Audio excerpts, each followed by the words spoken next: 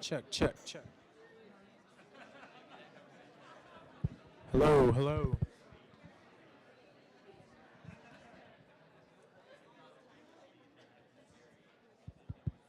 you get them?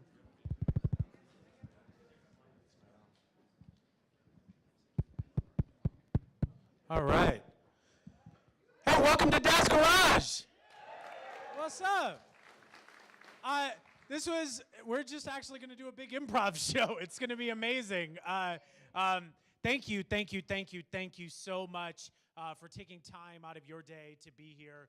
We know that you all are very busy people. We know that this is a crazy time of year. We know the election is in the air because it's so cold outside. So you know that something's happening in Atlanta. But we are very excited to be one of the last forums that's going to happen here in this city. And we're excited to have a conversation with a number of the candidates that are trying to be your next mayor of this city. And so the goal of tonight is to keep tonight super positive. We're looking to make sure that we can drill down and really get a sense of who these folks are. And if you're, by sound of kazoo, how many of you are still undecided on who you're going to be voting for this election? All right. Well, I hope they hear our Atlanta vuvuzelas around the world because we got a lot of undecided voters in this room. So this is a really important election. This is an election that is at a time when a lot of change is happening in this city. We always say at the Center for Civic Innovation that Atlanta is a true tale of two cities. On one hand, we have so many things that are going right for this city that you can read the headlines and you can be proud of this city. You can see that we are competitive. We have some brands and names that are known around the world, but we remain a tale of two cities because on the flip side, we still have one of the highest income inequality gaps in the United States. There's a 96% chance if you're born poor in Atlanta, you die poor in Atlanta. And if this is home for you, that's personal. And it means that leadership, especially at a time right now, especially today, leadership is so important for how cities will actually grow and who would they grow for. And my name is Rohit Malhotra. I'm one of the team members at the Center for Civic Innovation. And our organization is focused on shaping public policy by empowering you, by empowering people to shape the future of the city. And over this past year, we had no idea what that was going to look like. And the first thing we did was we invited a number of the candidates to come have a candid 90-minute conversation as if it were a job interview, which it is. It is a job. We had them have a 90-minute conversation on who they were as people, why they wanted this job, and what their vision was and what the skills were that they had to move this job forward. And we didn't realize how many people we would touch through those interviews. We ended up creating a website called voteatl.org. And on that site, you can hear each and every one of those interviews. And in addition to that, we actually put a job application out. We took the enumerated responsibilities of what it means to be mayor, which a number of you have those sheets in front of you now, and we asked questions on, are you the right person to be filling this job? Not, do you have the right swag? Do you say the right thing? Do you have the right zinger? But are you the right person? And we're going to explore that conversation one last time tonight, and we need your help in evaluating whether they answer the questions or not. So we're excited to have this conversation. There are a few things that I wanted to say. Number one, if anybody believes that their vote doesn't matter, they are dead wrong. The current mayor of Atlanta was elected in an election that was decided by 714 votes. 714. That's smaller than most Indian weddings. And that's something that matters. Your voice actually matters in this. And this will, given the number of candidates that we have, and although it's reduced, your vote is going to matter, and you have to participate, which means we have to know exactly what this role is supposed to do. So we're going to explore a few different things tonight. We're going to explore whether this person is qualified. We're going to explore whether this person is collaborative. We're going to explore whether this person is honest and authentic, and whether they're people-driven, and whether they have a vision for this city moving forward. And we're going to go through each of those sections of this job application with you tonight. Is that cool? You're good with that? All right, perfect. So you have to make everybody who's watching at home just be like, oh my God, this is so crazy. They're going, like, do it. If I need to play some Killer Mike or whatever, I'm happy to blaze it through there. We ready? This we pretend it's the Atlanta United playing. But hopefully, yeah, whatever. Just 2 dates that I want to put on your calendars. Number one is the election is next week. Yes, it is here, November the 7th. You must vote. You can early vote right now if you'd like to, but November the 7th, please, by that point, please make sure your voice is heard. And if this goes to a runoff, we will be going back to the polls on December the 5th. A few thank yous. Can y'all give it up for Dad's Garage, please? After we had, unfortunate weather that affected so many people around this country, we had to move our forum that was going to happen in September. We moved it, and Dad's Garage was so awesome about being like, we'd love to host it. We'd love to make this home for this event. They're amazing, amazing people. Thank you for your leadership, Dad's Garage. Thank you to Creative Loafing, which keeps on fighting, keeps on doing the work, reporting the tough stories that are out there. Thank you for live streaming this with us. Thank you to King of Pops. They're killing it. They're just everywhere. It's amazing. You keep us proud. You are Atlanta's official mascot. Thank you, Groundwork Studios, who will be putting everything up here so you can see everything visually on what comes out of tonight. Thank you, Groundwork Studio. And thank you to an entrepreneur and an amazing friend of CCI, Alex Acosta, for doing our photography tonight. All right, so I'm going to go ahead and get us started. And as I mentioned, there's a hashtag. It's VoteATL. Let's make that thing trend tonight. Let's make sure every single person is paying attention to that. So feel free to send out those responses. As I mentioned, most of these, or almost all of these candidates did a 90-minute interview with us, and we ended those interviews with one simple question, which was, what was the theme song that would play if you were on the day one of you being elected mayor? And so we're going to bring them out to their theme songs, which are going to be fantastic. So I need your energy in here tonight. Let's get, y'all ready to get started? All right, awesome, cool. So first off, we're going to welcome our first candidate for tonight, Miss Kathy Woolard. Let's give it up for Kathy Woolard, former city council president. All right.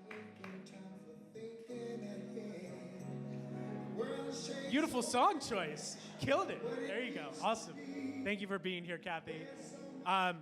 Second up, we have our city council president, Mr. Caesar Mitchell, Councilman Caesar Mitchell. Council President, can you join us on stage? All right. Thank you for being here. There it is.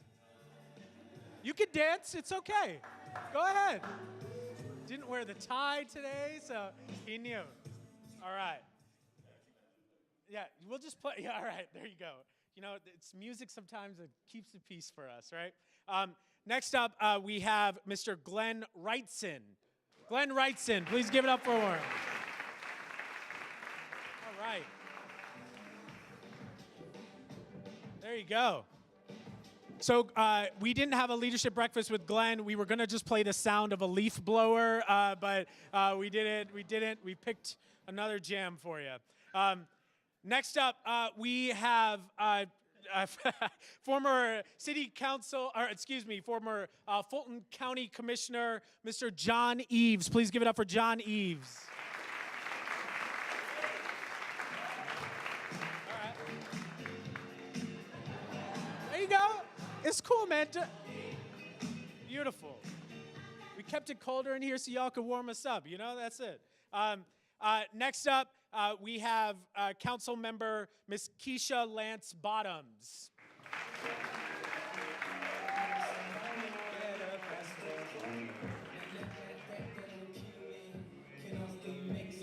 we had a long conversation about your song. You remember that? Like we were gonna do "Started from the Bottoms, Now We're Here," but we didn't end up going with that. So this was a good choice, Kanye, personal favorite. Next up, we have Council Member Kwanzaa Hall. Kwanzaa Hall. All right. So each and every one of these candidates RSVP'd. If they're not able to make it up on stage, we will save a commemoratory seat for them, and y'all will remember that. Next up, we have another council member, Councilmember Mary Norwood. Mary Norwood.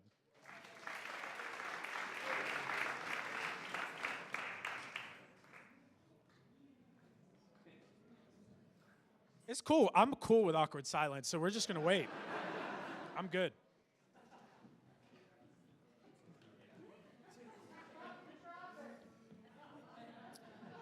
That's the metaphor of our lives. All right. We're gonna move to the next song. Next up, we have former COO of the City of Atlanta, Mr. Peter Amon.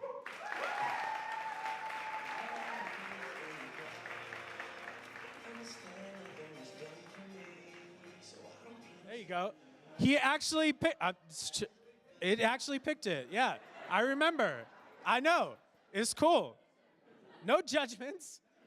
That's great. It's a great song. Eminem Freestyle was pretty crazy too. That was pretty. You can do that. All right. Actually, everyone exit the stage. We got to perform it. All right. Okay.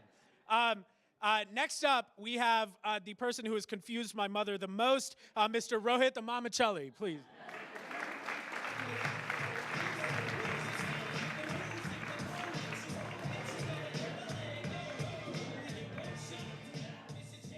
And Rohit is our youngest candidate on stage. Give it up for millennials. Stepping up to the plate. Last and certainly not least, we have Senator Vincent Fort.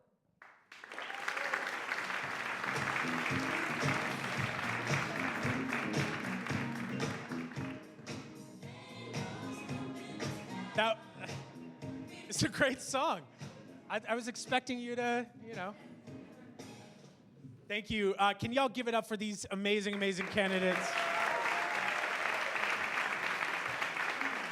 All right. Aren't you excited? Another forum. That's amazing, right? Woo! Awesome. Great. Well, we've been stoked about this particular forum. We have had an opportunity to spend one-on-one time with each and every one of you, and we've really appreciated that time. We thought it was amazing to get to know your stories, who you are, and the work that you're doing. So as I said, we got a couple ground rules here. Only use your kazoos at the end. I will call for kazoos. This is not a soccer match, so just keep the kazoos. I will let you know when we bring those out. A couple things for y'all. If y'all can look under your seats, you all get a car. No, it has sirens on it. So there's you have a whiteboard and you have a pom-pom. So you got a whiteboard and a pom-pom. So I'm going to let y'all know. Thank you. Give it up for Councilmember Kwanzaa Hall. All right. So you have a whiteboard and a pom-pom. We are going to use both of those things, and please grab the marker as well if you can. So the whiteboard is going to be used a few times when we ask y'all a couple questions. You should have a black eraser as well for different questions. And the pom-pom is going to reduce us for you having to be like, and also I'm going to say the exact same thing that my person just said, but I want you to hear it on my words. We'd rather you not do that. So we got pom-poms. If you hear something you like, give them a shout. So let's practice if you don't mind. Just show a little support. Let's give it up. Let's show a little support. There we go. Awesome. Perfect. So. Can I have a red and black one? A red and black one? All right, great. There you go. All right. Okay. Atlanta United. Yeah. What's that? Too much like Tennessee. Too much like Tennessee. Or half of Florida. It looks like the sun, so it just keeps us warmer. It's good. So we're going to start this off. I'm going to ask you at the end who you think had the strongest answers as well. Want to get some participation. I am going to keep time limited. We have limited time with you, so if I do interject, it's not to cut you off. It's just to keep the conversation moving. Cool? We good with that? Cool. Team, squad, we good?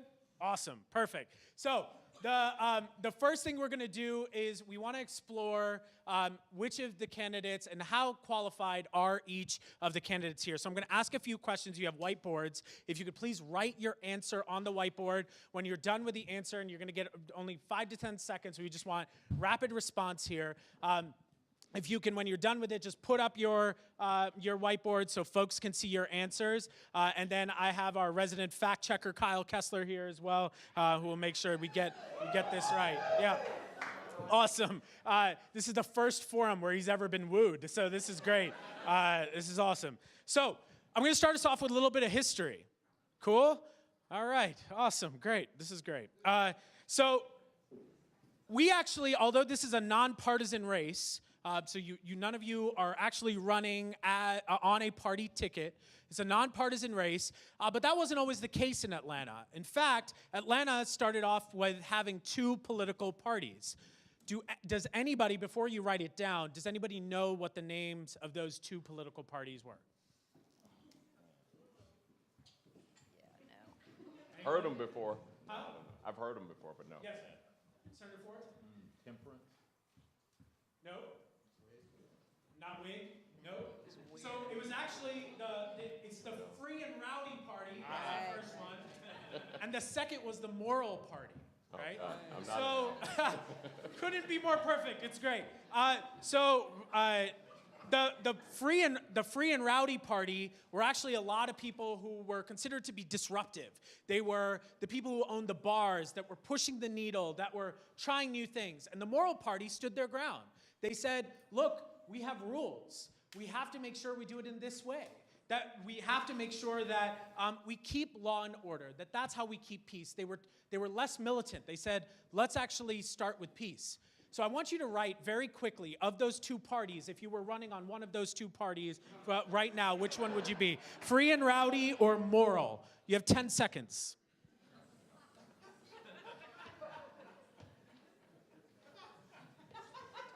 No cheating. All right. All right, let's hold them up. Hold them up. What do you got? All right. Kathy Willard with Free and Rowdy. Caesar Mitchell with Moral. Free and Moral, sure. Yeah, absolutely. No problem. It's cool.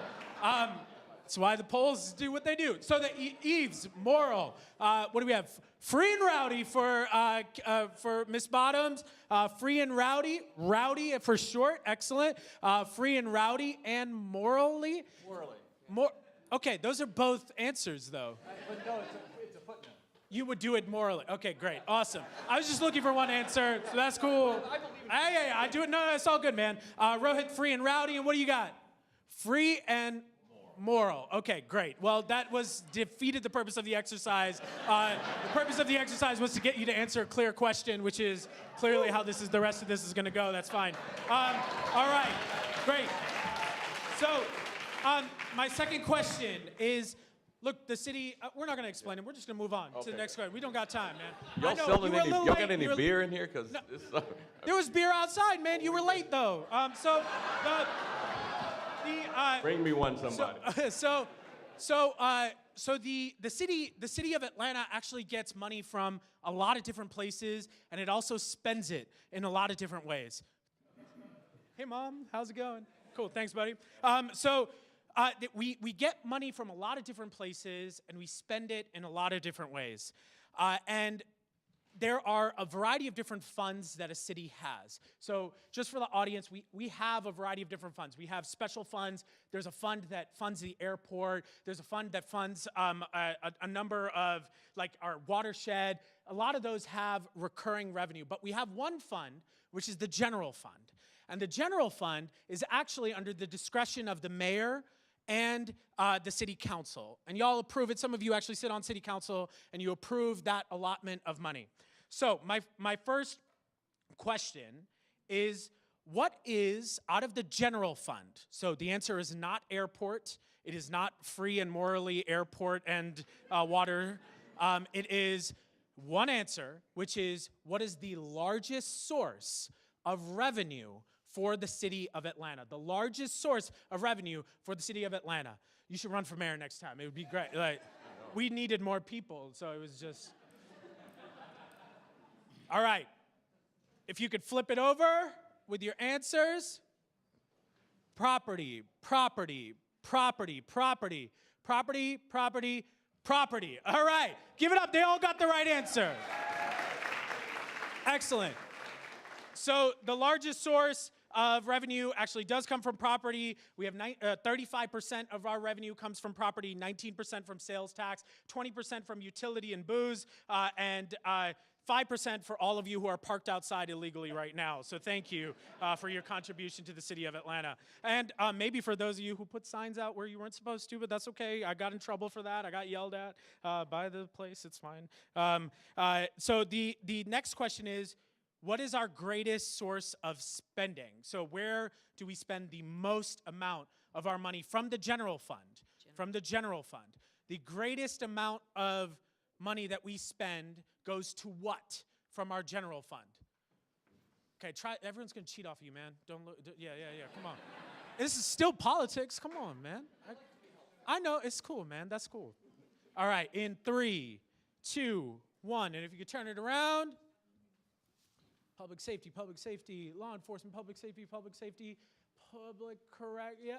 So, unfortunately, Rohit, you were the only one who didn't get that correct. It is police and public safety. If you could give everybody a round of applause on there. So, as you'll see on your sheets, police and public safety costs us about 34%, 28% for admin, 15% for fire, and 7% for parks and cultural affairs, where we have a $2 billion total budget. Thank you so much, Glenn. Appreciate it, man. So the next question that we have is around the salary of the mayor of Atlanta. So I wanted to know if you could write down what is the salary of the mayor of Atlanta. I know some of you looked at it a little closer than others, but the approved salary. No, just don't even add to it. The approved salary. There's one number. It's 1 through 100.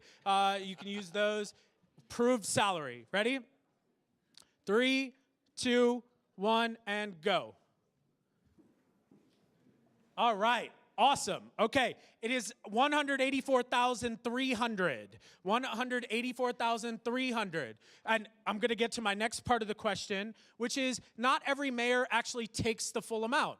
The approved amount is 184,300. Nonprofit job. So just, it's okay. So 184,300, but not every mayor takes the full amount. How much of that would you take as mayor? Of the 184,300, if you could write down, I got you, buddy. I got you. It's a stressful question. All right, here we go. All right. So, how much of that would you take if you were mayor? And it shouldn't take too long unless you got to call your spouse or your friends. Or 3, 2, 1, and go. Half. 184, all for Hall, 184, 80. What is that? All right, 184. All right, got it. Thank you. All right, perfect. My follow-up question was going to be, how much would you donate? What charities would you donate to? But $300 is, thank you. Thank you so much. I'll hold you to that. No problem.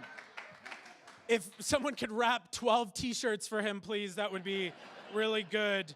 All right, last question that I have for y'all is we actually are pretty well known for an incredible institution around the country. They are neighborhood planning units. Our neighborhood planning units were first established in 1974 by the first black mayor, Maynard Jackson. And Maynard Jackson actually made the NPUs a part of our public charter.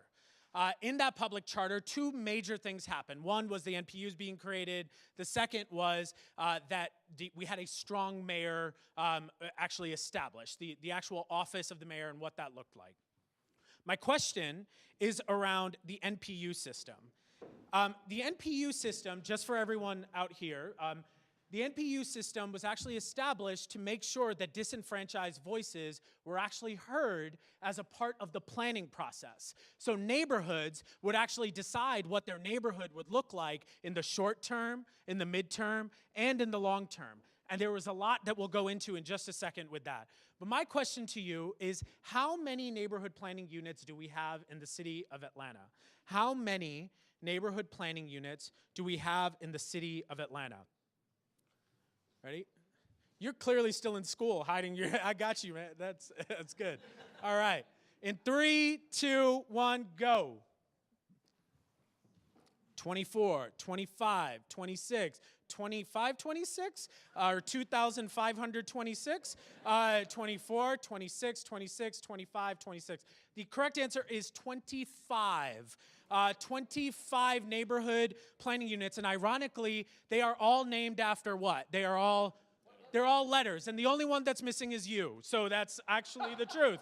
There are 25, all named after letters. The only one missing is you. Here's the last question for this round here, around qualification is, what is your neighborhood planning unit, the one that you live in? What is your neighborhood planning unit, the neighborhood that you are from, the neighborhood you rep? Hold it up. We did our research, so. All right, I want y'all to cheer if they get the right answer, okay? Use your kazoos, please. Kazoo away. Miss Kathy Woolard is at NPUW. NPUW, yes, yes, yes. You just peed on the W, got it, okay. Woolard. Yes, exactly. They named it that way. Mr. Mitchell, yours is neighborhood planning unit T, like Tom. Let's give him a kazoo. This is a nonpartisan part. You can kazoo for people when they get something right. Glenn, you are U. It was W, but if you just take two of those, you have the right answer. That looks weird. Put that down. Perfect. Okay. Councilman Eves, you are I. Excellent. Kazoo away. Miss Lance Bottoms, Q is correct. Councilmember Hall, M is correct. Miss Norwood, okay. Mr. Amen, the letter B is correct. Rohit, the letter M is correct.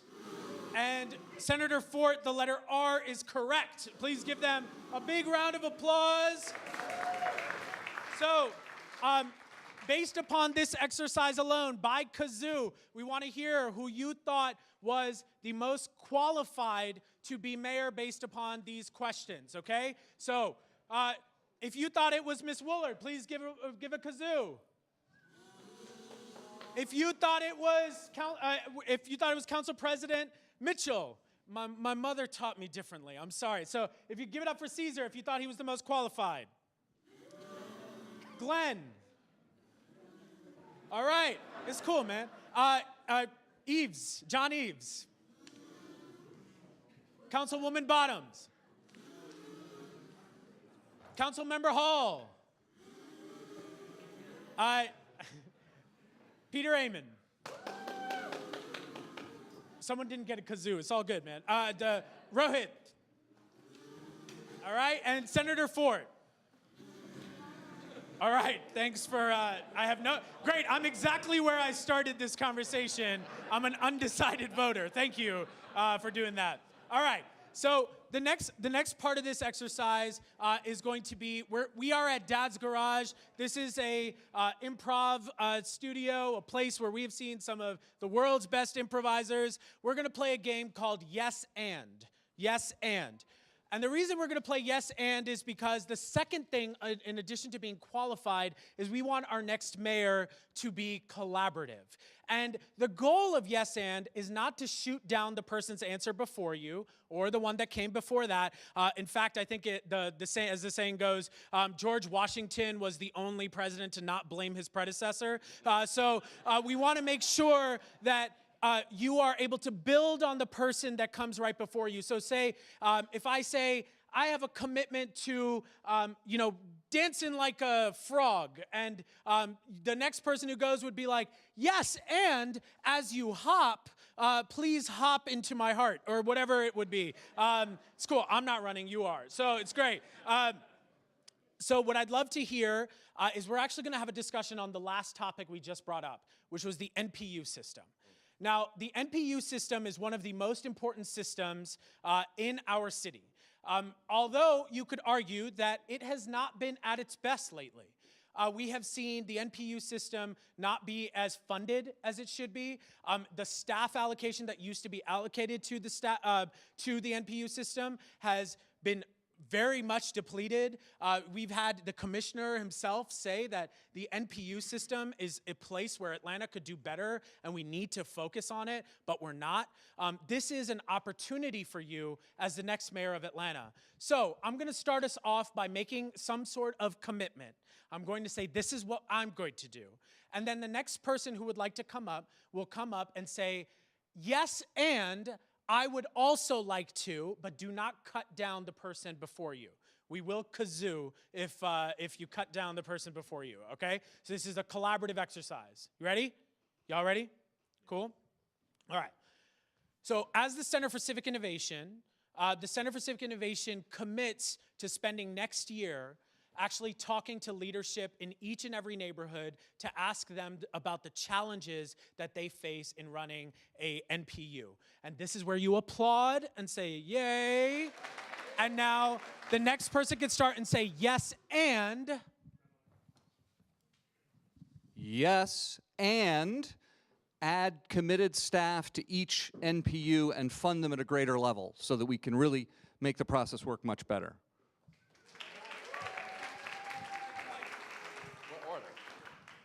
Yes, and I would build in a technical component to this so people don't have to drive to meetings to give their feedback. Yes, and I would connect the center with the Community Leadership Series that I helped to support and create as council president to give you greater support and to get more folks who live in neighborhoods involved in leadership in our NPUs. Yes, and make some provision where more people can be involved with the NPU, and it's not some exclusive group in the community that controls the NPU. That's what needs to be opened up somehow to more people. In the spirit of collaboration, yes, and include Fulton County, and the Atlanta Public School System in terms of the participatory process. Yes, and I commit to receiving that feedback and actually making sure that we implement those recommendations. And, yes, and I ask that you visit the neighborhood community associations to get their feedback and understand why many are not involved in the NPUs. Yes, and state leaders should be included, as well as childcare. Thank you. Yes, and I would improve the NPU system by encouraging collaboration, either between the NPUs that are next to yours or having NPUs that overlap. Yes, and I would make sure that the planners that are assigned to each NPU's job evaluation, is based on a higher portion of their work with the NPU. So planners will take their job more seriously and give better services to the NPU. All right. Give it up for them and their commitments on the NPU system. So the next portion that we really want to be able to talk about is about being courageous. So in addition to being qualified, we also want you to be collaborative, and we're looking for courage. And that doesn't always mean that you have to have the right answer. Sometimes it just means being able to take a bold stance on something. So I have a few questions related to courage. And the first question is around taking a stand for something that may not be popular. So in 1963, Ivan Allen actually testified before Congress on the Civil Rights Act because he said that this is something we have to be talking about. And he was encouraged by a number of people in the city to not do it because it was, number one, politically unpopular in the city of Atlanta. And in addition, the most famous thing that was said to him was, "You may not win again." So what I'd like you to do is to take your whiteboards out again, please. And in the same spirit where mayors around the country are standing up for the civil and human rights of people, whether it be against people who use statues as a way to talk about something deeper, or whether it is our own mayor showing up to say that we got to do something about climate change regardless of what happens at the federal level, that is important. I want to know, what will you stand up for that is not enumerated in the responsibilities of being mayor? I want to know what your protest sign would look like. What will your protest sign say? Something that you believe in, that you will fight for, that you're willing to die on the hill for, to show your political courage. So take a little bit of time to write that. I want you to take about 15 seconds.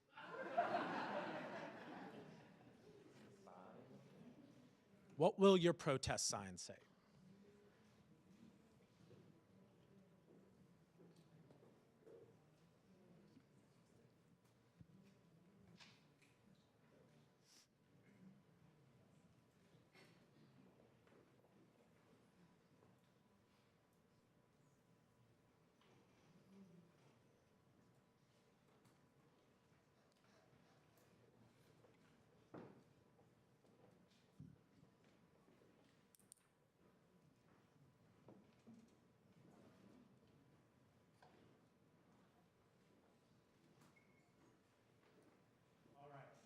So I'd love for each of you, and you can use the mics to your right or to your left, to be able to first show us your sign, and then grab the mic and let us know why that is something that you want to fight for. So whoever would like to go first, you can stand up and show us your sign, and then use one of the mics. Okay, all right, let me give you this mic. All right. Can you read it out loud for us, sir? If you want courage, you're looking at it right here. Organize homeless pathways, a homeless person's pathway system. And by that, what I think we should do is engage the homeless, and it may not sound attractive, but it's practical. That's my theme, is practical solutions. Have the homeless participate in recycling. Recycle everything, and have the homeless participate in recycling and reap the benefits of the money that's obtained through an expansive recycling program. And they would see a path for themselves into the future. All right, let's give it up for Glenn.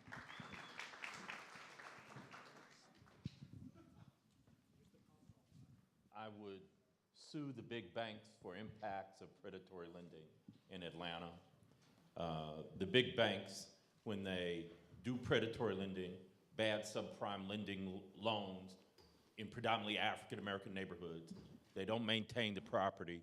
We pay for cutting the grass, cleaning and closing. And they evict people, foreclose on people. We pay for it. They ought to be held accountable. Supreme Court about 2 months ago said cities could sue the banks. So they need to be sued, and when I'm mayor, they will be sued so they can be held accountable and pay back the money they owe the city. And if you agree as a candidate, you can use your pom-poms to show support. No taking rights away from people. I've been fighting for people's rights my whole life, from women's reproductive choice to LGBT rights to rights of people to come here and live here safely to, environmental justice. I mean, people's right for health care. It's what I've built my career on and what I'll stand for as mayor.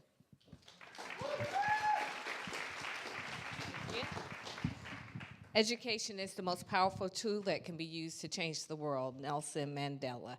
I was a magistrate judge for 6 years, and what always struck me is that when men, primarily men, came into court, the vast majority of them had not finished 9th grade. And although the city of Atlanta doesn't have direct oversight over our schools, I believe we either pay on the front end or we pay on the back end. And the issues with crime in our city don't start when they are 18 and 19, and when these men are 20 years old. It starts when they are in 3rd grade or when they are in kindergarten and they can't read and they don't have the support that they need. So education, education, education, intersection of all of our issues in this city. None of y'all like education up here? Everybody, we got pom-poms. Pom-pom. It's cool, man. All right. So, no anti-LGBTQ plus state laws. I strongly believe that the job of mayor is to stand by people and stand up for people. This is just one example of a group of people that I want to stand up for and stand by. But there are many others. I've talked about the need to remove Confederate Avenue as a street name. I've talked about the need to remove Confederate memorials. That's another area. Senator stole mine, but I'll wrap it in. Banks give back, no more empty houses, apartments, or housing projects, and legalize weed. I will fight at the state to make sure that marijuana is legal in our state. Thank you.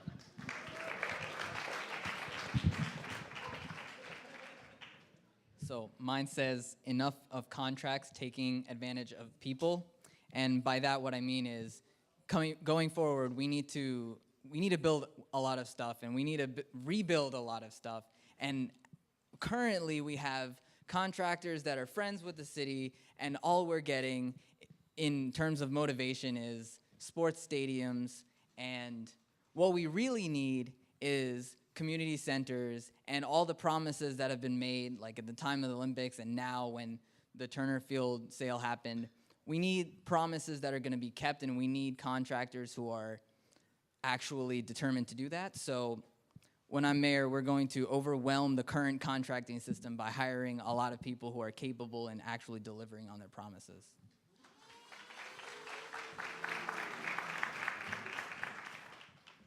My protest sign will be, Atlanta is a sanctuary city.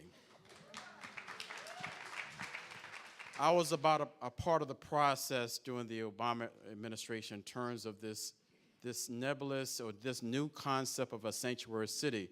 Originally, it was in terms of protecting the rights of the immigrant community, and I still stand firmly behind that. But I think as we go into the years of the Trump administration, my friends, I'm very, very troubled, and I'm very concerned about the divisiveness, and I believe that we're about to enter into a very uncertain era of divisiveness along racial and political and ethnic lines. And I believe that all the cities in the United States, we must take a stand because of our history. We're going to be a sanctuary city, not just in terms of immigrants, but in terms of the wonderful diversity that we have here. We're going to embrace diversity, we're going to respect diversity, and we're going to celebrate diversity under my leadership. Thank you. My protest sign is 100% high school graduation in the Atlanta public school system by any means together. You know, for 12 years, I've had a program called the College Prep Series, and we've worked really hard to provide a free program for over 7,000 kids and their parents to date to get one step closer to college and career. That takes partnership. I also passed legislation that requires parents to be more engaged with their kids to make sure they're not truants. And that wasn't an easy thing to do, but we pulled together a strong partnership with APS, with our school, with our court system, and with our police. I also stood up and said that the city of Atlanta and the Beltline needed to pay the money we owed to APS, because if we don't do that, if we didn't do that, we were not going to be honoring the future of our children.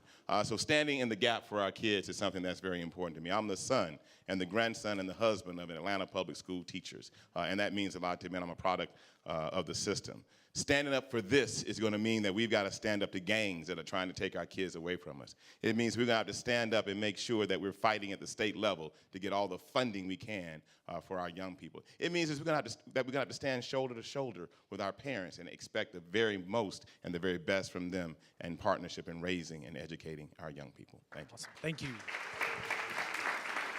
Is that everyone? All right. So we're going to vote. Would love to know which campaign sign spoke to you most. So if you could hold up your campaign sign one more time. That's okay, man. That's the political way. It's all right. Here we go. We'll do some rewrites. Thank you. Don't take someone else's answers, please. All right. So if you thought education with Miss Lance Bottoms was your campaign sign or your protest sign, Vuvuzela away. Sanctuary City. Oh, wow. These are really, really advanced kazoos. Oh, my gosh. Wow. Homelessness and recycling. All right. We'll get on that. 100% graduation rates. Together. No taking away rights from people. Legalize banks give back. Legalize marijuana. Legalize. Got it. Okay. I was like, oh no, Kwanzaa. All right. Legalize. Marijuana. Banks give back. All right, Mr. Amen. No anti-LGBTQ plus state laws. If you've had enough with contracts taking advantage of people, and if you're down to sue the banks. Awesome. All right, great. Still at the same place we started, so that's great. We have equal amount of support. Really excited. This is exactly how improv studios are supposed to be, so this is working out well. The next section is on a serious note, we want our next mayor to be people-driven. And you can look at quotes throughout history about how important a mayor, how important leadership being people-driven is. And one of my favorite quotes is, "The things that are built for us without us are not for us."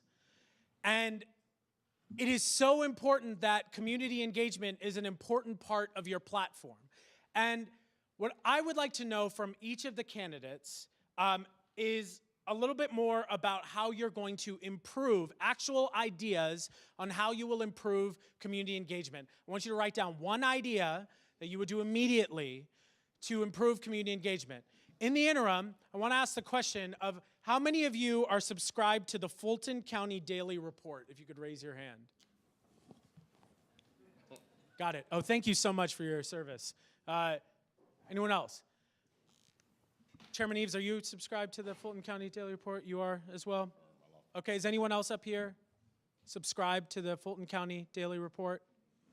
Okay.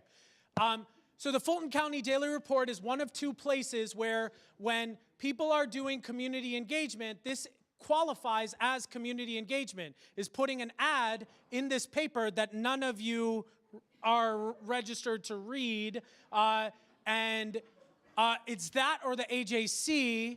Do we have a little bit more of a readership base of the AJC? Not the online, like you get 3 free and then you can't, then you ask Kyle for his password. Like that's just, these are newspapers that are very expensive to put ads into to do community engagement. So before I hear your answers, just know that the status quo is unacceptable. That we are not interested in the way community engagement has happened so far. In our evaluation, way too many people are left out of the process. So I'd like for each of you to be able to come up and quickly share the one specific thing you will do to increase community engagement. Don't reverse the question on I will increase community engagement by making it go up. Just we want to focus on how you're going to do that. So whoever would like to go first, we'll give you the mic. So I find that people who run for offices, and this is the first time I've done this, but they seem to show up at your doorstep when they want money or votes. And I really think they should come to your doorstep when they want your opinion or engagement. So I said door-to-door opinion gathering. And of course, we're going to include the internet in that too. But not everybody shows up to an NPU meeting. We actually have to get out and knock on doors to engage people.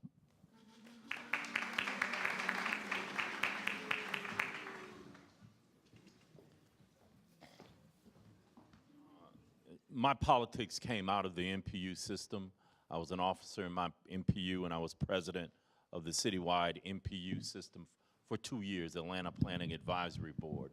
So central to how I approach my politics is citizen engagement, and I would use the NPUs to organize mayoral town hall meetings on a regular basis, whether it be quarterly or biannually, so the mayor can hear directly from the people on the things that are impacting their neighborhoods.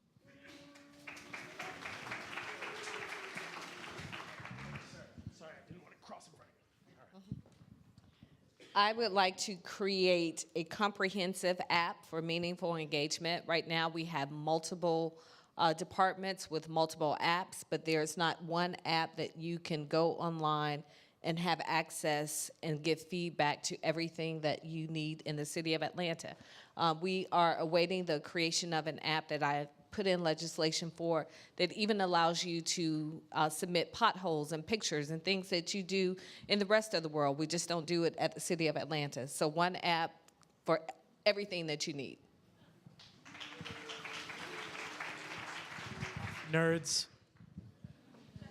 Yeah, I'm getting pretty excited about what Keisha said, but so I'm going to add to that and say interactive, instant online feedback.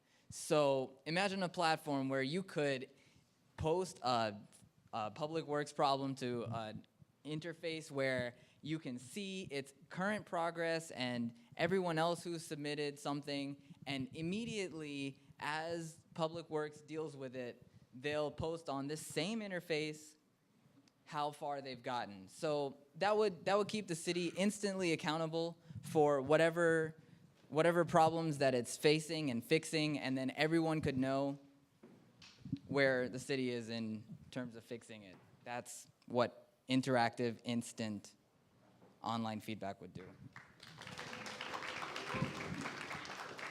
Okay, so I do things a little bit different in District 2. So we'll do mayoral coffees. I mean, I'm big on technology, so we won't even go down that. But mayoral coffee, so we can meet at any time, like I meet with many of you, just to kind of shake it up. Walk and talks, we'll walk around the community.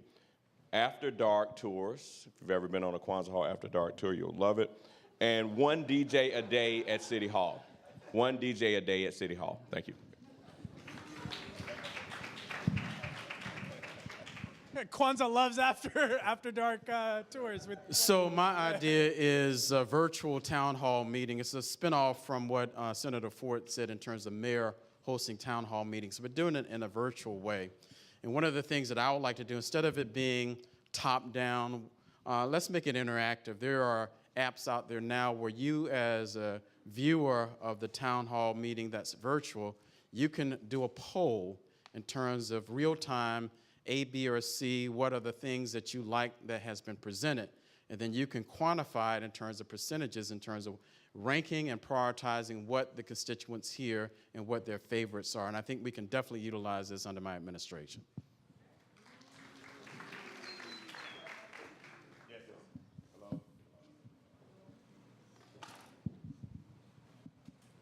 Yes, of course, as mayor, I'm going to have a virtual Atlanta app, website. We'll all be able to get into cyberspace and hang out together. But here's the real deal. When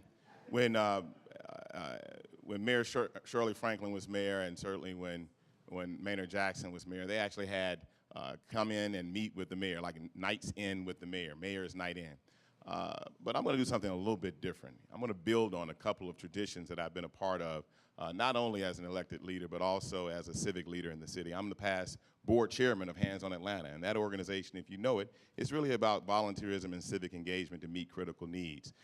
In the city of Las Vegas, one of the former mayors used to just say, listen, I'm going to walk this path every day, and if you want to come have a conversation with me, come have a conversation with me, no appointment needed.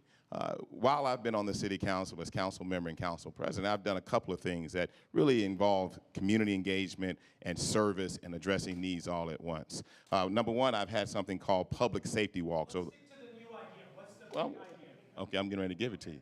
But I got. Okay, I took too much time? Okay, I'll wrap up.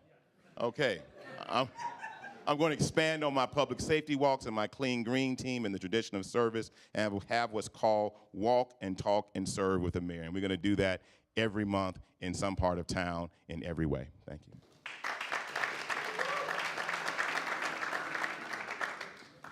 Well, my big idea is I'm going to teach the Office of Community Engagement how to do it.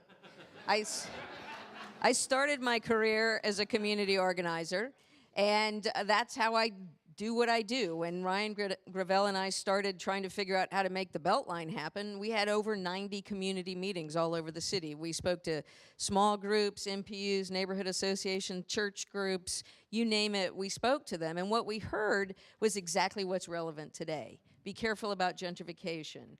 We want to make sure everybody benefits from economic development. We want trees. We want parks. We want art. We want to make sure it connects to kids and that we know what the neighborhoods are like. And all of that's still relevant today because people told us that. And that's the kind of thing we need to get back to. If you tell us something, we need to reflect it back so that you actually see it happening.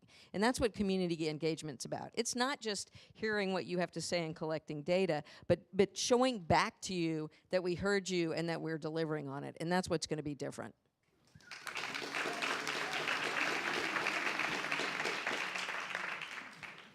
I may have written my answer too quickly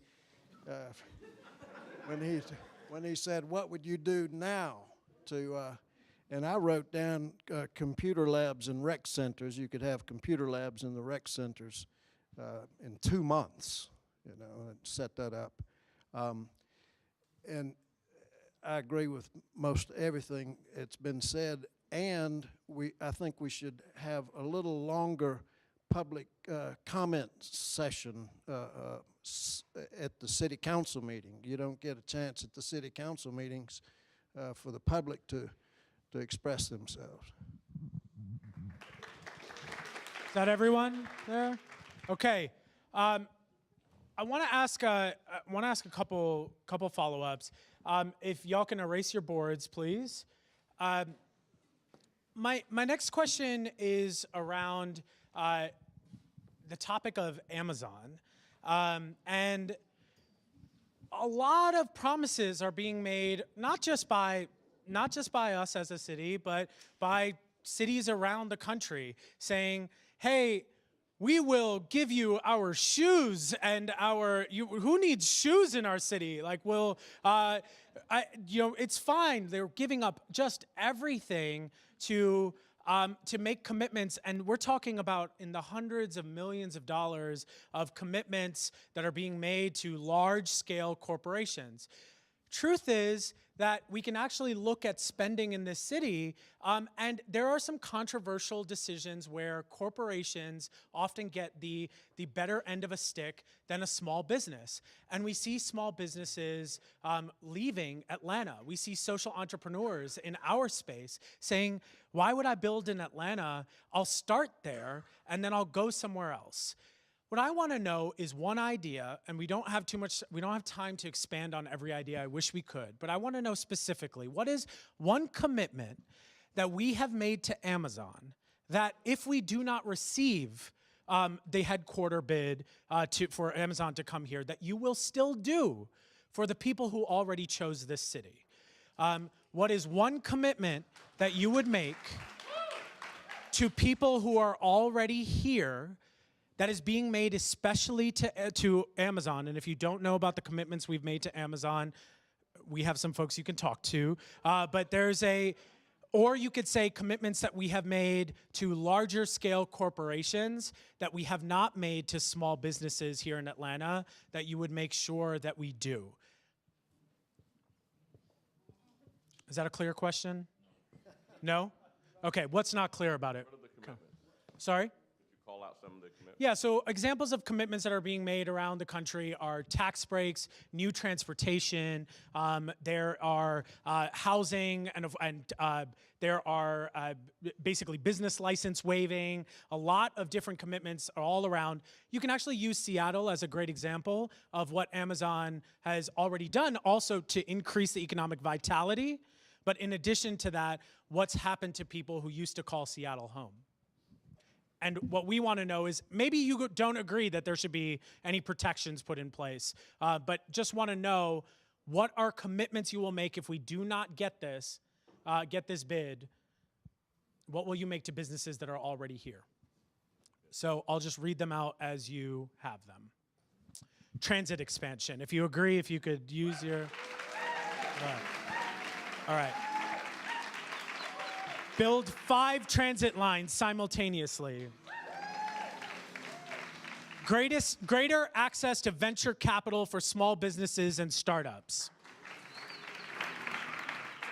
Incentives for businesses willing to locate in underserved communities. KLB legislation spending will be okay. Oh man, you tricked me into that one. And will be voted on in the next couple of weeks. Perfect. Okay, thank you. Opportunity zone tax credits. It's already in place. The state. I'm going to stop the comment because I can't get to the next piece, but I'm going to read it out and you'll hear if people agree or disagree. All right. MARTA expansion. Invest in infill economy. We still waiting on you? All right. Legacy. Oh my gosh. Legacy commercial corridor revitalization and incentives. Got it. Okay. If you agree with that. Build 1 mile MARTA rail dash yeah. Per year. Sorry. Okay, cool. I was like, yeah. Awesome. Great. All right. So the reason we ask this question is that, we want to make sure that when commitments are made to others that want to be here, we also want to make sure that commitments to people who are already here are still fulfilled. The next question I have, which is the last question for this section, is for just a few of you. And the reason why is because recent reports and recent things that have come out are that male-led companies are significantly more likely to have instances of sexual assault and domestic violence against women happening within those companies. The question, if any of you male candidates are actually mayor, is not if that will happen, it's when it happens. What will you do about it? As somebody who served in an administration that now a lot of reports are coming out about, even whether it's Democrat or Republican, men have not been good to women in politics. And there is a fear that that could happen. So what one specific thing would you do to make sure or to protect against that in your administration if you are a male leader? What is something you will do? And I will ask the same question for y'all as well, but I wanted to get the responses from the males of the audience because I think we have a responsibility to say what will happen if that happens in your administration. You ready? Yeah, just one thing. Well, first, I'm the son of a single mother, grandson of a single grandmother, and for me, it will be about setting the tone at the top. And I will make sure that, like with any other bad behavior, inappropriate illegal behavior, that anyone who is confronted with that behavior or is victimized in that fashion will know that they will not be retaliated against if they come forward. So a zero tolerance for intimidation and certain support for retaliation. I mean, for those who feel like they've been retaliated against.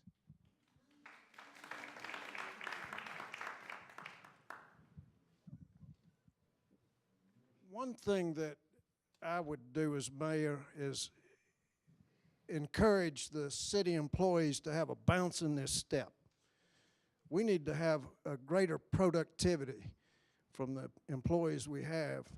And if employees are busy, they may not have as much opportunity to assault another person, but I wrote down just pink slip. I would give them a pink slip and fire them.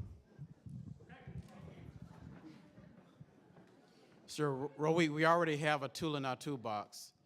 That's the domestic abuse unit that's a part of the district attorney's office. And that office is active. It can be a whole lot more active. It can be better funded. But there is a tool in the toolbox that's present but could be greater utilized and greater funded. Except to invest in training and harsh punishment. So, along with ethics, in-person training for all employees, it's setting expectations. When I was chief operating officer, I was actually astounded at some of the things I heard in terms of management practices along the lines of sexual harassment and beyond. And so I trained all 2,000 people who are in management positions in person in groups of about this size. As mayor, I'm going to do it with every city employee.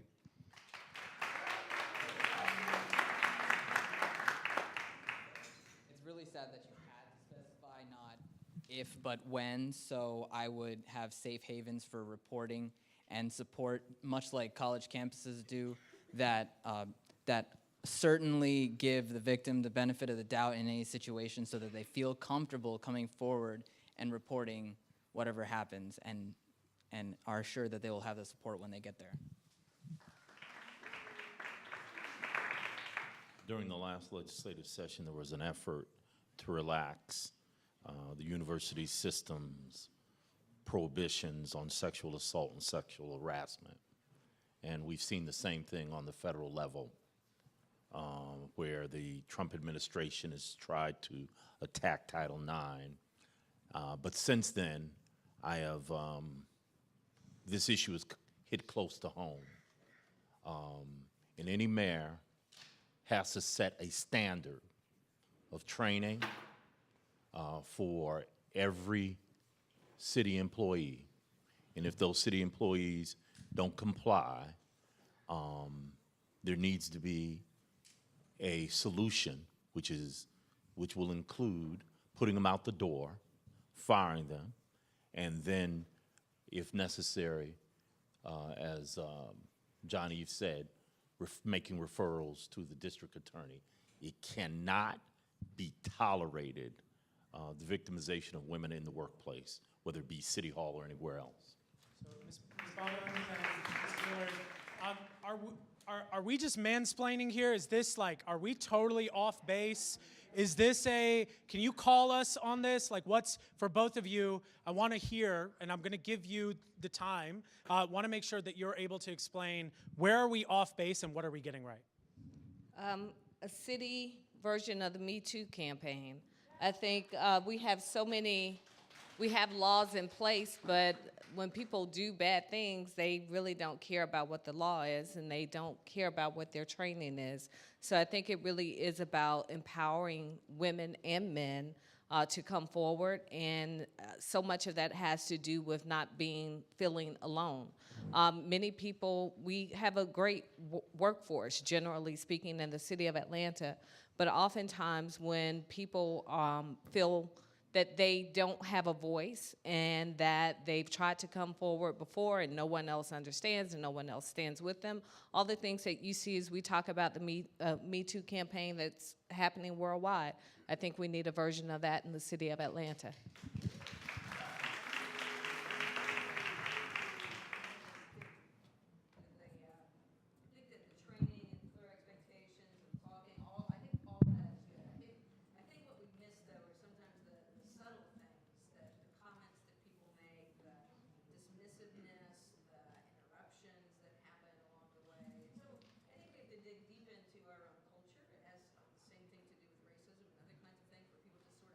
Sort of miss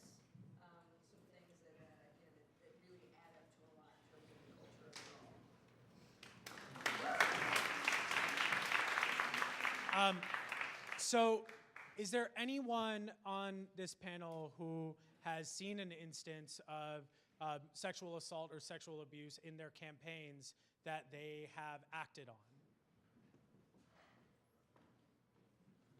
Okay, thank you. So the next question, the next question I want to ask is for the audience to see who here seems to be the person that will be most people-driven. So if you thought it was Ms. Woolard, if you could.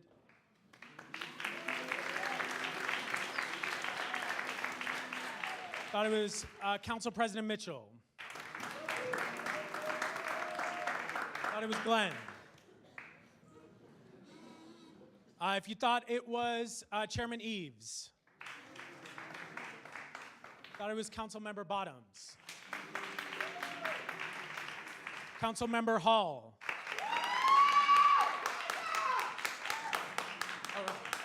You thought it was Mr. Amen. You thought it was Rohit. And Senator Ford. So the last set of questions, this one is another exercise of improv, which is around honesty and transparency. And so one of the things that we want as residents is not necessarily a perfect mayor. We don't need you to get every single decision right. What we want is authenticity. We want when something goes wrong that you are able to get up and say, that didn't work the way I wanted it to work.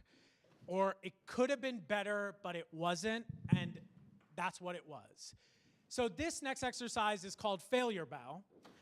And we're not using failure in the term of like everything has failed. Don't take the word so seriously, take the context, which is more important. Which is one thing that you would have done differently in this campaign season, or if you are somebody already serving in public office, something you would have done differently as a council member or someone who was in office, something you would have done differently. And audience, this is really important to have you involved because after they say it, we have to applaud. We want to make sure that it is completely okay to admit when things didn't go the way it was intended to go sometimes.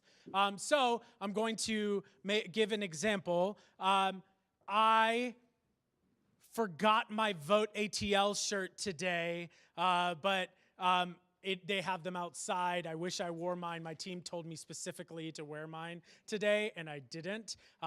And for that, that is my failure bow. And I will bow. I will get there.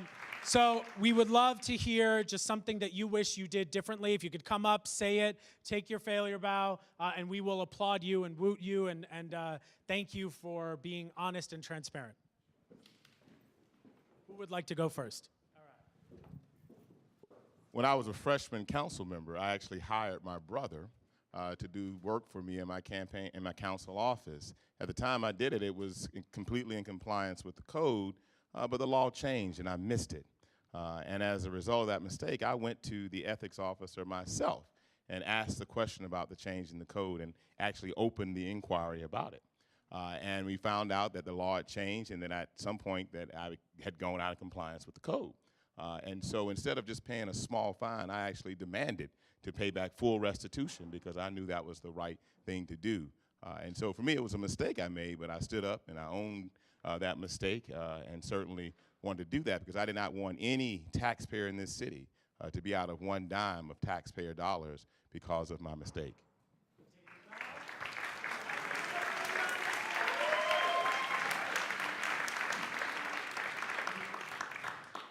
Well, when I was a council member and then council president working on the Beltline, I wish I could have been able to see how incredibly rapidly we came out of this recession and gentrification caused such an increase in property values in such a short period of time. If there's anything I could have done in foresight to have made that not happen, I certainly would have. But now I decided to come back and run for mayor so that I could fix it.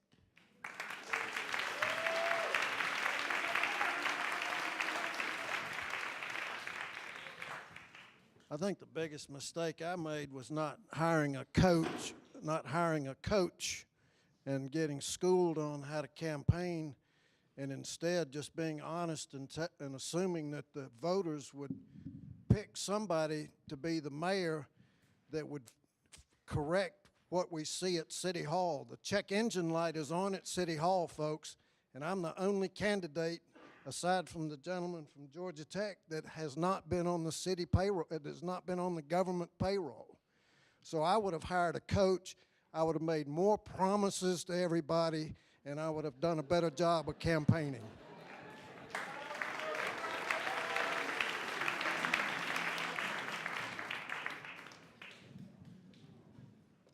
More engagement with the planning department sooner. When I came on to city council 8 years ago, I didn't have as much of an appreciation for our planning process and department as I should have. So one of the big initiatives I've pushed has been something called Invest in Southwest, and it's been about balancing out the city and our community in the Southwest area, not just economic development, but also long-term development. And this is something I really began to appreciate the planning department and resources and the tools from the planning department a little, I guess, into my second term in a way that I wish I'd appreciated it more and engaged more in my first term. Big round of applause. It's hard to say something that you thought you could have done better. Boy, I feel so much. It's unbelievable. I don't even know where to start. As long as it Depends on stops. depends on what group I'm talking to. The urbanists, for sure. You know, honestly, honest to goodness, I would say I wish I would have had a relationship with the mayor a little bit sooner in terms of just having a dialogue and conversation. Because pretty much from 2002, but for sure 2005 or 9, we didn't have any conversation, even if we were in the same room and we were standing on the same program and cutting a ribbon. So, and that's only happened in the last 18 months to 24 months. So if I had to say, I think I could have helped to maneuver some of the things that might have been pains to constituents that I couldn't really have a conversation about. Yeah. Thank you. Big round of applause.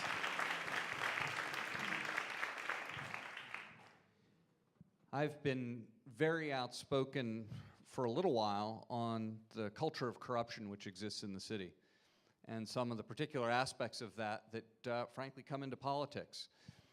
I wish I had done that more aggressively and from day one, because I think we need to talk about it more.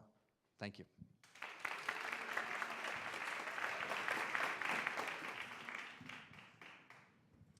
So mine says less missed opportunities. It could also be read as be less timid, because this is the very first political anything that I've done, but I felt like I had very important things that needed to be said. Thank you. Thank you. So that said, I felt like now, with a week left in the campaign, there were a lot of things that I could have done in hindsight that I know now, but I know I still feel like I tried really hard and did a lot of good work and got, the conversation going in the right direction at least. So, well, thank you for the opportunities that Lindsay mentioned.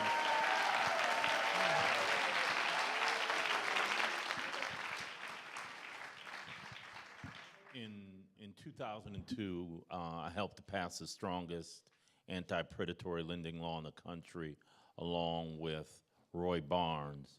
In 2001, as that bill, when I first introduced that bill, I made a few compromises that in retrospect I probably should not have made. Entertained some proposals that were probably not good, but we made up for it in 2002 when we were able to pass that law. But 2001 I'm ambivalent about, but we got it right in 2002. Thank you. Can you give them a big round of applause for admitting to things that were tough? The next question, and we're going to have you use your whiteboards again, and we're about to wrap very shortly. This elections are really hard, and y'all are dealing with it. And you all, a number of you have people who either have your back as campaign staff, who have your back as supporters or friends. And what we realized, it was actually after a couple of these leadership breakfasts that we did with you, was that people can be really mean. And people say some things that are completely unacceptable. And there is, sometimes it's in jest, but sometimes things just get taken a little bit too far. And what we would like to see is to make sure that we're not doing that for the next week. That instead you fight for what you believe in, but you fight in a way, you stand on your principles without cutting down someone else. And sometimes that is the campaign tactic. When you have 13 people that narrow down to 10, the thing is to cut someone down based upon something that just got broken down into a meme. So what I would love to do is ask the first question, if you could write yes or no on a commitment to not cut down another candidate on stage or in the next week, to not cut down or insult another candidate, but to stick to policy. If you could say stick to policy. No personal attacks. No, no personal attacks. No, you are, I hate your ears. Like, just none of that. I want to see if you will stick to policy. So if you could put your board up and let us know if that is something we can get as a commitment, and we will hold you to it. Glenn, what are you thinking? Stick to policy. Okay, so we have a commitment from all of them. It's your responsibility to hold them accountable for that. The next piece is actually around self-care. And this is something that we actually, I promise your campaign staffers did not ask us to do this, but we wanted you to commit to doing something nice to you for your campaign staff after who work so hard. Can y'all give it up for the campaign staff that's here? And can you stand if you are a campaign staffer? Please stand if you are a campaign staffer.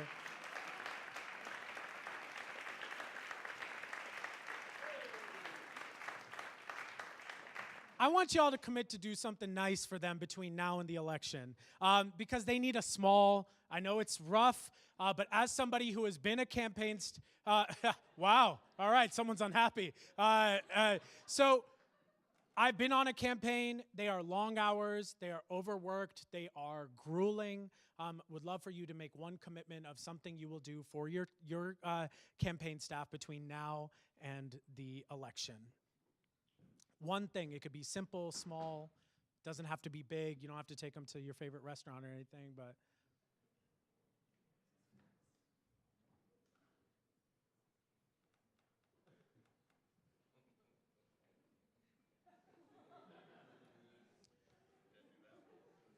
can't do that one. What?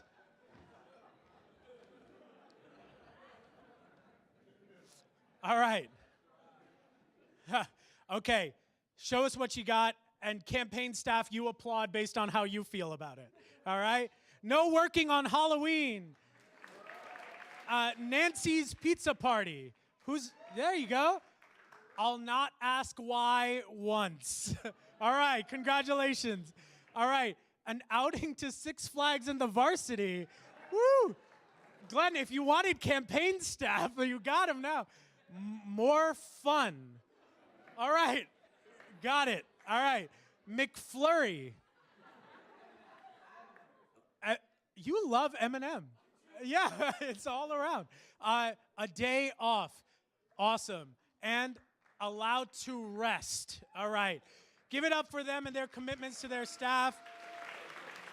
We actually put together a small care package for each of you. We're not going to give it to you now, but it has things like you can go do yoga real quick, you can hit a gym, whatever you need to do. We actually are concerned about y'all.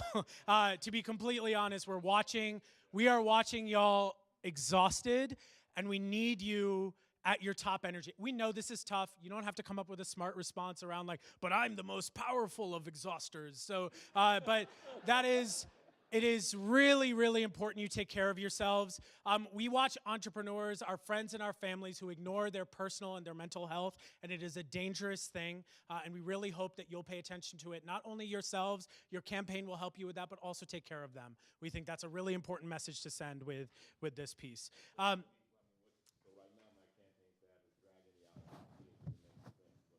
Oh, wow. As mayor, what would you do? But don't answer that, because then everyone's got to answer and it's weird. I have one last question, if they don't mind waiting for that. Is that cool? All right. Thank you, campaign staff. Y'all are amazing. So this last question is a opportunity for you to actually shout out someone else. Okay? So the first part of this question is a whiteboard, which is, some cities have such a thing as a vice mayor. The vice mayor is someone who is usually complementary to the skills that you have. So look, a mayor is not going to be perfect at everything. They're not going to have every skill, but really what matters is who they surround themselves with. You probably have thought about a number of staff positions, but if there were the position of vice mayor, who on this floor would you bring on to be your vice mayor?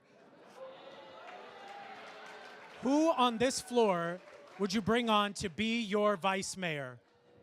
And we will judge if you write nobody, right?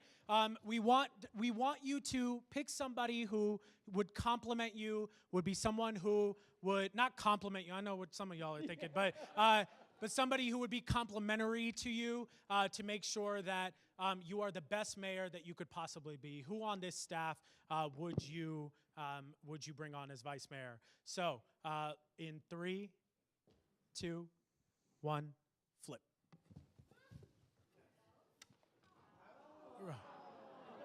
Oh, nice. Nice. Awesome. All right. Congratulations. Yeah, that's great. That's great. You would have to deal with them for the rest of your time, right? Halfway there. Okay. And the last part of tonight is an opportunity for you to, the way we're going to close this out is something we call shout out. And so what we want you to be able to do is to shout someone else out on stage on either a policy that you really agree with, but say, I really agree with so-and-so's stance on, or I really liked when so-and-so said. Ideally, you pick something they said tonight. We know we haven't had much time to hear from everyone, but you've been hearing each other all day long. So something that they have said that really resonated with you and that you'll carry with you between now and the election. So anyone who wants to start, and don't use this as I'm the best, just call somebody out. So it's a shout out. Glenn, are you okay? I'm not clear on what the... So just compliment someone else on this stage. That's all. Thank you. Actually, Sorry, one other rule of this improv game is once you have complimented someone, that person does the next compliment, and they have to pick someone else. So you can't just all pick Kathy again. Yeah, it's okay if they're not here. no, I guess I actually do have to shout out Michael Sterling. I mean, he suspended his campaign to support me for mayor, but I'll tell you what I really was impressed with Michael. He had a deep and has a deep commitment to this city and to providing opportunities for young people. And that really has impressed me throughout this campaign, and his ability to articulate that every time we all got up here in forums. Could you pick someone who is still in the race? Well, he's still on the ballot, but I would say also, Rohit, quite frankly, because tonight he said something in a very succinct way that it took me about 2 sentences to say. And he's done that very well and effectively throughout all the forums. Tonight when he said he'd create safe havens for women to be able to come and be safe and free from sexual harassment. That was very succinct and straightforward and to the point, and he's done that very effectively during the campaign. So if you could shout out somebody that isn't you. Yeah, go ahead. Okay, awesome, great, prepared. Thank you for that. So the shout out would be to Councilman Hall, because there are a lot of progressive policies that he's championed that I can't help but agree with, and would love to see those become, more fleshed out, more actionable, and help us, in the generally right direction socially. So someone who is not Rohit and is not Michael Sterling. Okay. Not Mary either right now. You could cut if she's still. No, I'm just joking. I don't mean it in a bad way. It's just she's not here right now. We invited all of y'all. Improv. We sent y'all the emails. We practicing, got y'all. confirmation. I'm working on my material. Look, we sent it to everyone. It's fair game. I got it. Okay. All right. The Note: question if he is- calls you out, you are not committed to a night out with or the Right. night walk with Kwanzaa. That's right. Yeah. That's right. You know what? Let me see. I have to shout out Senator Ford because I really do like his way of approaching the statements. He talks about a lot of the things that I agree with as well. Especially, I love the way he says City Hall is lost its way. And I have to say, you say that more succinctly than anybody else in this race. So I do appreciate that. And I'll just say, you've been a fighter for all the things that are right, and I appreciate you. Thanks. Thank you.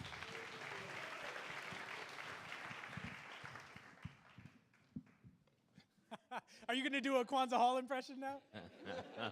No, I'm going to give a shout out to Peter Amon because he has, on several occasions, talked about the issue of race in a way that's very, very acute, very sharp, and interesting in a city where too often issues of race are talked about by African Americans or Latinos or Asian people and not talked about by others. So I've, over the course of these 150 debates, it's just been 150. I've been intrigued by his ability to talk about issues related to race, the Confederacy, et cetera, that sometimes are not talked about in the city.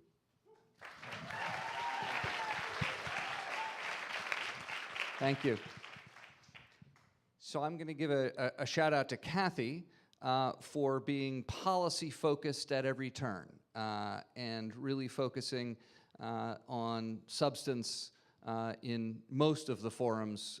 We all stray once in a while, but Kathy has been focused on substance, has been focused on transit, and has brought forth clear arguments about why she believes what she believes, and they're always well supported, and I think that's terrific.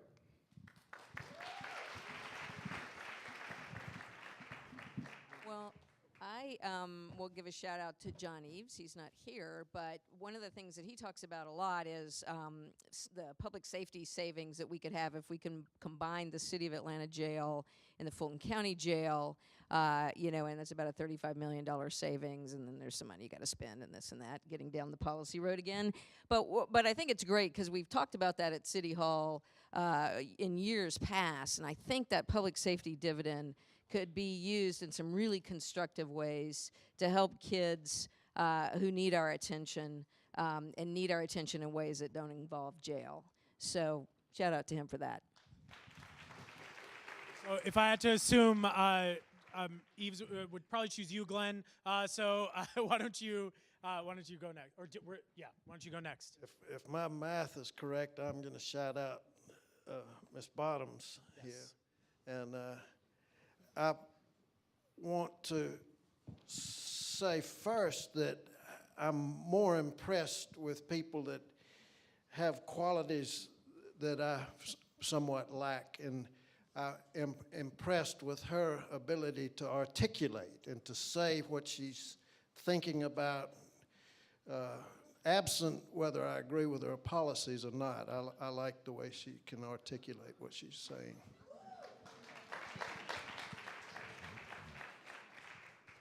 Well, this one may be shocking, but I'm actually going to give a shout out to Senator Ford. I think and my mother reminded me in 2008, you told her I was smart, so I don't know if he still thinks that or not. But no, although we don't always agree on the process. I think that his goals are often admirable, and I do think that he's done a great job of engaging young people in the process and getting their interest in what's happening in the city, and they are engaged and in a meaningful way, a very vocal and meaningful way. All right. So we're actually going to close this out early, which is yay, awesome. Oh my gosh, Atlanta. So what we'd like to do is I'm going to give the audience a few details of what's happening next. But if you can write down the one person who inspires you, the one we're not going to talk about them. We just want to the one person that you think would be most proud of you after this election. No matter what happens, the person that would be the most proud of you. For y'all, what'd y'all think? Good. Are there any undecideds that made up their mind tonight? A few? Okay. So if you still are looking for some more substance, some more questions and answers, on voteatl.org, we have written answers. We have 90-minute interviews that you can watch and listen to. You can really spend some time getting to know the role of the mayor, what they do, and how they do it. We are actually doing an after event at Sound Table. So if you'd like to mix and mingle there, still talk politics, grab a drink, you're more than welcome to do that. We are so thankful that you took the time to be here. We hope that you'll think very seriously about who it is that you're going to vote for as the next mayor. But know that it's not just mayor that we are electing. We are also electing a city council. We are also electing a school board. And we are also electing a few state seats that may be on your ballot, and also an interim county commissioner. So it is very important that you read up on who it is that's going to be running this city, because they will be making decisions on your behalf. And thank you for showing up, but also know that there are a lot of people who couldn't, and we know that. And we're going to do everything we can through our ambassador program to make sure people get this content and information from this into their own neighborhoods, but we need your help to make sure that those who are not able to go to forums, those who may not have access to the internet to be able to check these things out, please help us and let us know what we can do to make sure that information gets to them. You could buy a t-shirt. The t-shirts, thanks Dale. The t-shirts are designed by our team. It helps fund all of this type of work that we do. And we try to make sure as many of these things are as free and open to the public as possible. So if you want to learn more about the Center for Civic Innovation, we're at civicatlanta.org. We are, again, so thankful. So with that, I'd love for each of you to just shout out just the name or the person who you thought of. So Senator Fort, can you kick us off? My children. Rohit. My sister Roshni. My wife Lisa and my children. All right. Wife and children. Wife Natalie. My mother. Nice.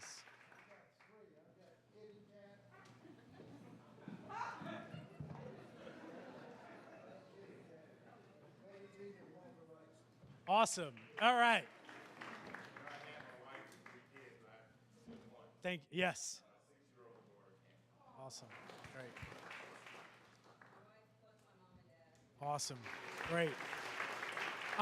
As you exit, you'll be able to vote on who you thought did the strongest today. We'll be reporting back on that data. Can y'all join me in giving a rousing round of applause? Thank you to each and every one of you. And thank you for your public service. Thank you, Dad's Garage. You could go down and make your way to the lobby.